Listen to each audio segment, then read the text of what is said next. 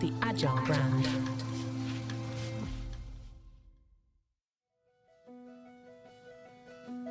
Welcome to Season 6 of the Agile brand, where we discuss marketing technology and customer experience trends, insights, and ideas with enterprise and technology platform leaders. We focus on the people, processes, data, and platforms that make brands successful, scalable, customer-focused, and sustainable. This is what makes an Agile brand. I'm your host, Greg Kihlstrom, advising Fortune 1000 brands on MarTech, marketing operations, and CX, best-selling author and speaker. The Agile Brand Podcast is brought to you by TEKsystems, an industry leader in full-stack technology services, talent services, and real-world application. For more information, go to TEKsystems.com. Before we get started, I wanted to let you know that my latest book, Priority is Action: 7 Principles for Better Strategies, Decisions, and Outcomes, is now available. In it, I give ideas and insights for leaders and teams that need to make meaningful progress on their priorities. After all, our priorities are what we do, not what we say we'd like to do. You can find Priority is Action on Amazon or learn more on my website, gregkihlstrom.com. Now let's get on to the show. In the evolving landscape of today's professional world, the pressing need for continuous skill development has never been more apparent. In this series, we're diving into how the Dojo model transforms an organization's learning culture. I'm excited to introduce part 2 of a special series on continuous skill development brought to you by TEKsystems, a global provider of business and technology solutions. To help me discuss this topic, I'd like to welcome Prakamya Choudhary from TEKsystems. First, why don't you tell me a little bit about yourself and your background and what you do at TEKsystems? Hello, Greg. Nice to meet you. My name is Prakamya. I'm working as a principal coach right now with TEKsystems. I started my journey as a DevOps engineer, eventually transitioned into doing DevOps coaching, and have played multiple different roles in Agile and product. So I bring together all of the experiences I've had playing several different hats throughout my career and apply that to any problem that the client is looking to solve. So that's a little bit about me. Great. Well, yeah, let's dive in here. And for those that haven't heard the first episode in this series, I was wondering if you could just give us a brief overview of, what is the Dojo model? Alrighty, so Dojo is actually borrowed from a Japanese term which means place of the way. And really what it means is the teams come into the dojo to learn a host of different skills, all ranging from Agile, product, DevOps, cloud, AI, and sky's the limit, really. And we help them learn these new technologies, new skills, while actually working on the actual backlog and delivering solutions to the customers. And when we think about Dojo is actually a vehicle for organizational change. How did you originally get involved in implementing the Dojo model to organizations? And, what was your background that led to that? Yeah. As I mentioned earlier, I was a DevOps engineer. I was hired by a company that already had in-house dojos for the continuous delivery transformation. And as a result of that, I joined their team, and that was my very first introduction to the Dojo model altogether. Have been doing that since then because I've absolutely seen the power of the Dojo model that is had on individuals and teams collectively going through the transformation. Yeah. And so for many listening to this, perhaps they haven't gone through this process before. So, I wanted to get your thoughts on what was the process like for setting up and launching your first dojo? And, did you encounter any unexpected challenges with the class or the organization? Any thoughts there?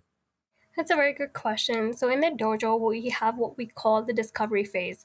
And during the discovery phase, the coaches really take a step back and really figure out what truly is working well with the team that we can start capitalizing upon. What are some opportunities for improvement that we are noticing and observing? And what is the feedback that we're getting from individuals and teams as a whole in order to create a customized coaching plan? So within the first 2 weeks of the discovery, coaches will do a host of different things, which include conducting interviews, observing the team's ceremonies or scrum events, or Kanban events. And then it also includes looking at their code base. the DevOps CI/CD pipelines, figuring out where the maturity there is.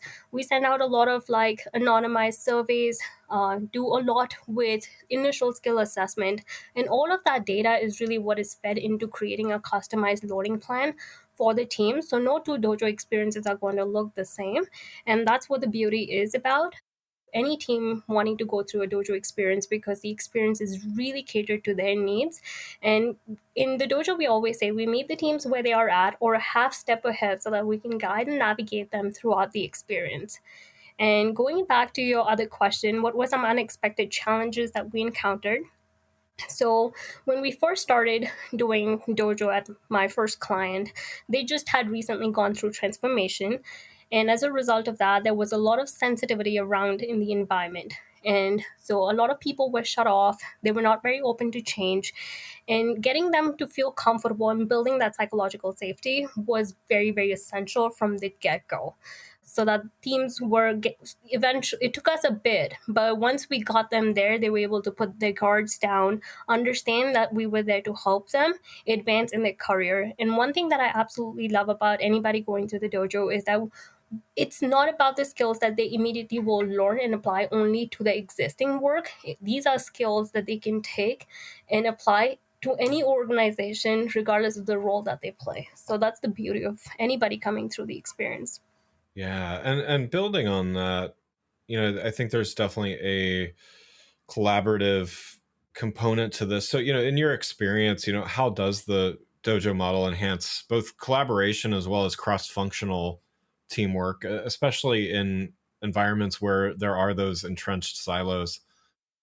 Definitely, and we see this more often than not, where we have individuals that are siloed not just in terms of their skill set, but there are a lot of different functional silos that exist within an organization. Within the dojo, what we like to do is we like to bring teams, individuals from across different disciplines together. And the way we do this is using different techniques like pairing and mob programming. I have one of my favorite examples to share from one of my most recent client, where the developers were used to writing code and throwing it over the wall for the QEs to do testing. And both the environments were really like a black box to each one of those individuals. And what we did was we brought those individuals together on a single story and asked them to show what it entails to get the development done for that piece of functionality and what it means to have it be QE tested. And what that did was bring visibility into different types of tests that are being performed at the lower and the higher level, build in empathy, because there are a lot of things that each individuals go through in their roles in order to get something to done. And so that is one of my favorite examples. We've definitely done this with two developers kind of sitting and trying to solve a common problem. We've done this when we've even had like interns, for example, that have come in that are relatively newer to the software development journey. And we've paired them up with a very senior member on the team. And that's how we've helped build the collaboration and cross functionality on the team. So, not only are there internal operational and team things that are continually evolving, but there's also things like new technologies and approaches. So wondering your thoughts on how does the dojo model adapt to and integrate with emerging technologies and methodologies? Yeah, I would say one of our core values in the dojos here is balancing learning with delivery, and we definitely apply that value to ourselves as coaches. And what we always do is we have dedicated learning sessions every week where we spend time exploring new technologies, whether it's learning getting a GCP certification or AWS or exploring AI. And so right this very second, our entire team here at TEKsystems is exploring what that would mean when we start to do AI dojos with different clients across the globe. And so we always take pride in basically like going out and learning about different technologies so that we always stay in the forefront and to find the best ways to help clients through different mechanisms. Yeah, yeah. And to do that, obviously it takes sustaining that over time. So I wonder if you could share, what strategies have proven effective in your experience in maintaining momentum and engagement in dojo programs over time? Yeah, one thing I would say when it comes to particularly the teams that we coach and work with, we do a couple things to set them up for success. As the dojo model is see one, do one, teach one, towards the last phase of the dojo, we really partner with the team in order to create what we call the exit plan.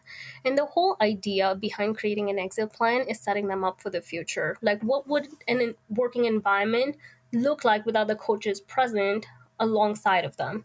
And so that is the very first step in the process. There's a couple other things that we do in order to support the teams in general would be the 1 month, 3 month, and 6 month follow up. We try to hold the teams accountable to the goals that they have created and figure out how they're progressing towards those goals over time. And when we do meet with the teams on those frequent check-in points, we also meet with the leadership of the team to figure out how they have continued to support and build a momentum on the team as they have celebrated from the dojo experience altogether.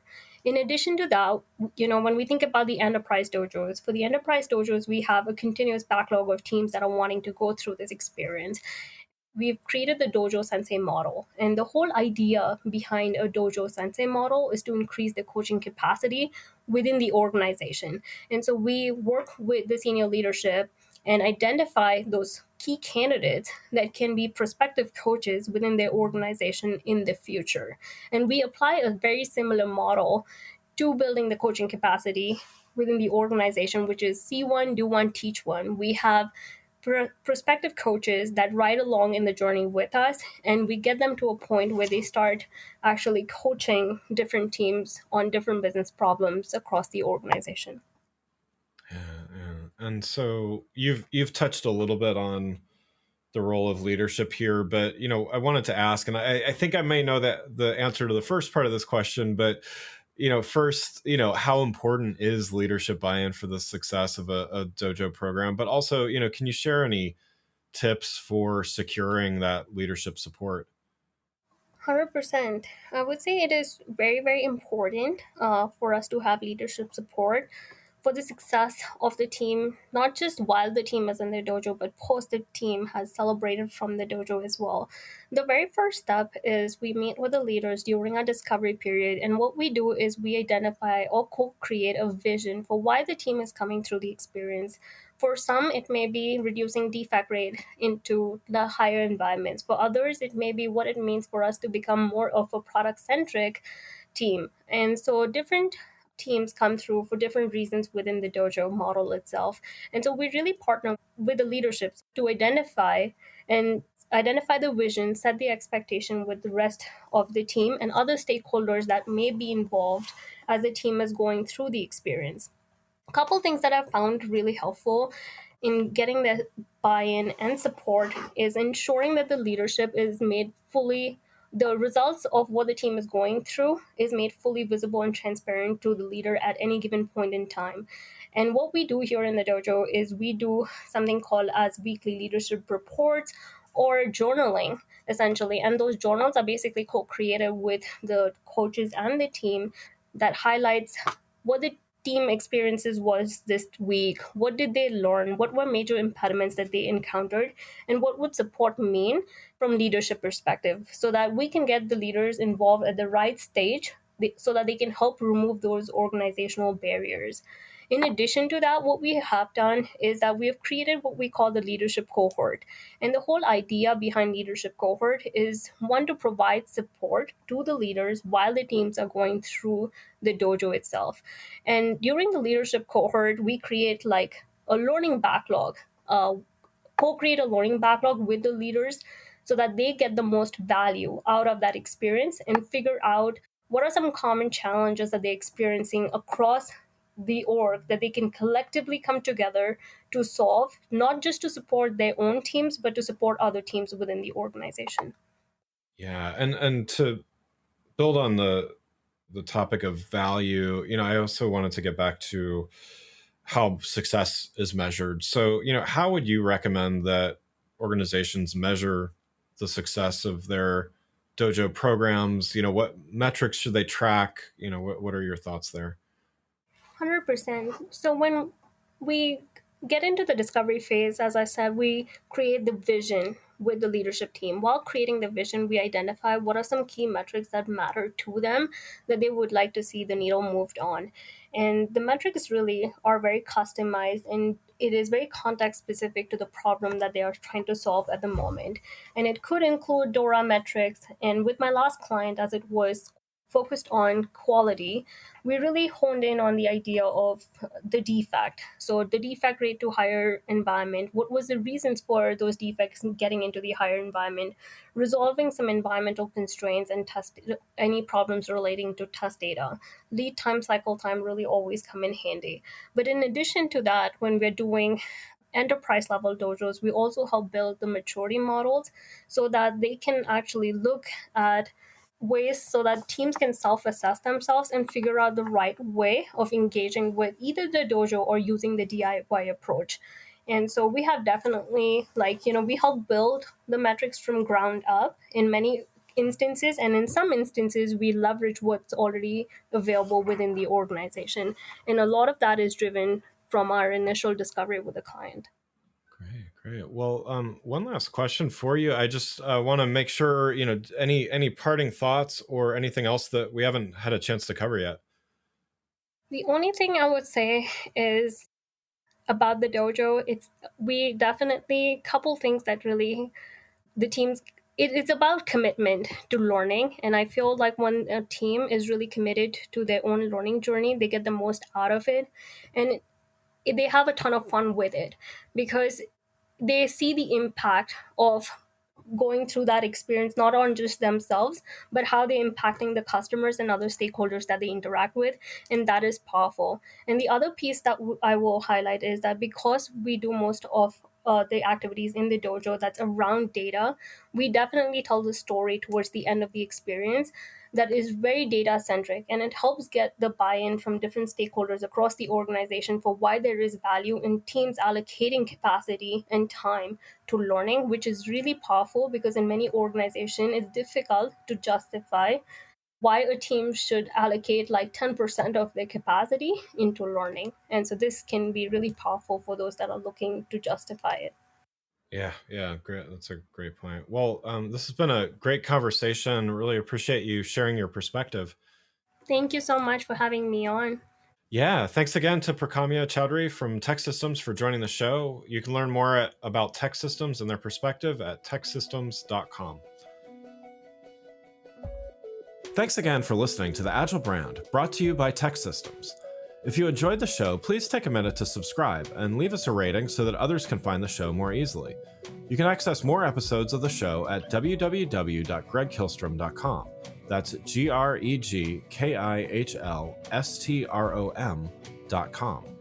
While you're there, check out my series of best-selling Agile Brand guides covering a wide variety of marketing technology topics, or you can search for Greg Kihlstrom on Amazon. The Agile Brand is produced by Missing Link, a Latina-owned, strategy-driven, creatively fueled production co-op.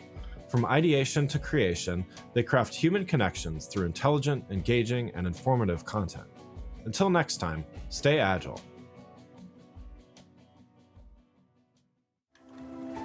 The Agile Brand.